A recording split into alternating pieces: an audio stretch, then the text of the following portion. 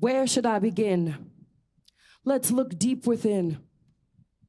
Let's start by recognizing the color of my skin. All my life, I just tried to fit in to a society and a reality whose views were paper thin. And in order to survive, I needed to assimilate. There was no way to thrive. And now it's time to educate.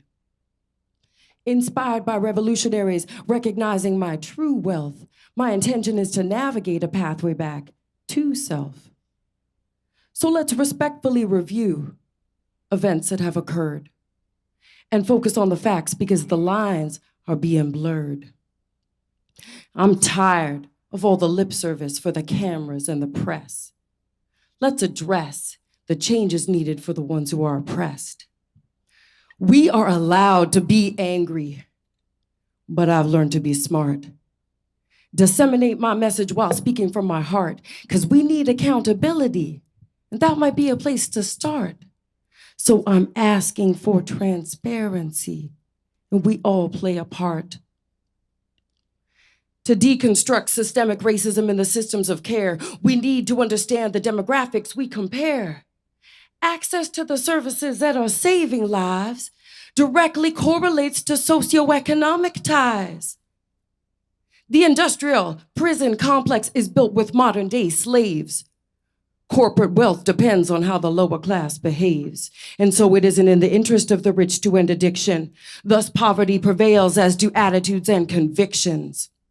Now, if you haven't seen 13th, you don't belong in the conversation, because it tells me you're not willing to understand incarceration, and we treat addicts like criminals, similar types of humiliation, and we lock them up, contributing to the dehumanization.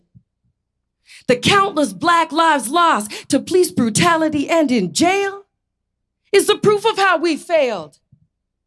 And now we must unveil the never-ending cycle of abuse and deprivation that brings me to my knees and has left us in this situation.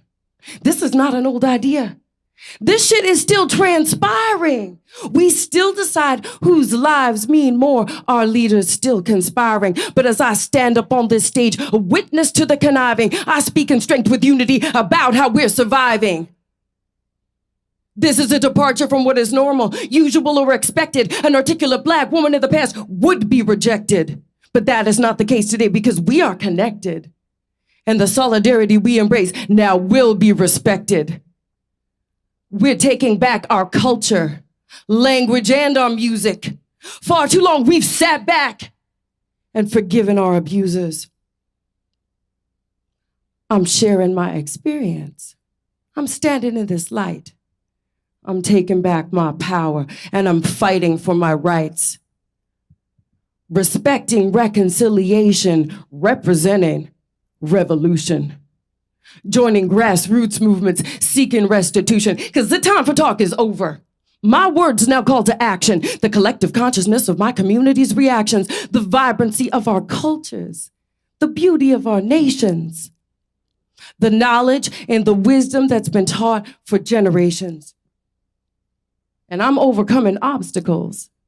I'm overcoming fear.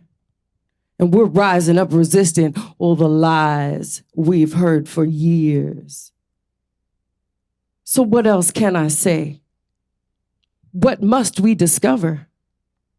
Because I'm here before your eyes as proof a Black addict can recover.